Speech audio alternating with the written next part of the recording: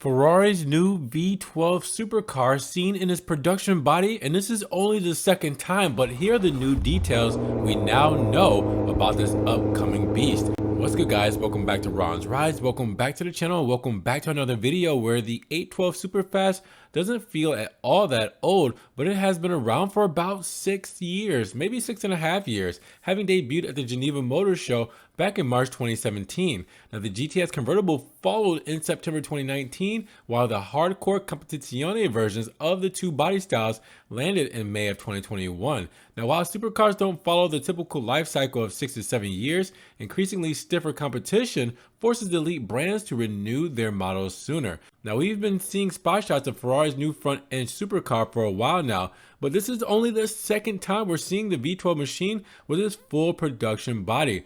Now, the first encounter was back in May, and the fresh batch of shots now provided by Gabe TZ Spy Unit, who I will link his page in the description below so you guys can get the best Italian spy photos. Well, he provides us a better look of what will be among the last 12-cylinder cars from Maranello. Now, it's draped in camouflage to conceal the final body, where areas of previous prototypes were seen carrying modified Roma bodies. And judging by the exposed area behind the wheels, the low-slung supercar hides a red body underneath the disguise. That long hood and heavily sloped roofline remind you of the 812 Superfast's spectacular silhouette. Now, the new V12 has cutouts at the front for the headlights that honestly make you think of the iconic F40. Now, at the rear, it seems to forego the quad round taillights of its predecessor in favor of the thin horizontal bars. Now, as for the 12-cylinder monster, Ferrari has already said that it has the know-how to extract more than 830 horses found in the 812 Competizione while meeting increasingly stricter emissions regulations. However, that doesn't mean that they'll turbocharge the 6.5 V12.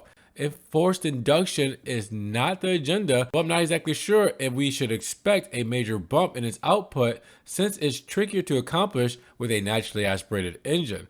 Now, Lamborghini has kept the V12 alive in a Revuelto, but adding electrical assistance to lower emissions. However, it's unclear whether Ferrari will do the same, although I won't be too surprised considering the V6 and V8 engines are already being turned into PHEVs. And keep in mind that Ferrari just announced that they sold more hybrids than their ICE models in this past quarter. So with that said, as long as the V12 remains, hey, everybody can celebrate. But with that said, what do you guys think about the new spy photos of Ferrari's next V12 monster? Anything that you guys can find that I haven't been able to point out, drop those comments down below. Now, if you guys want to help further support the channel, check the links down in the description below. Make sure you guys check out the Ron's Rides merch and subscribe to the channel, but click the notification bell so you don't miss one video. With that said, you guys be blessed, have a great day, and we will talk to you guys in the next Ron's Rides video. Peace.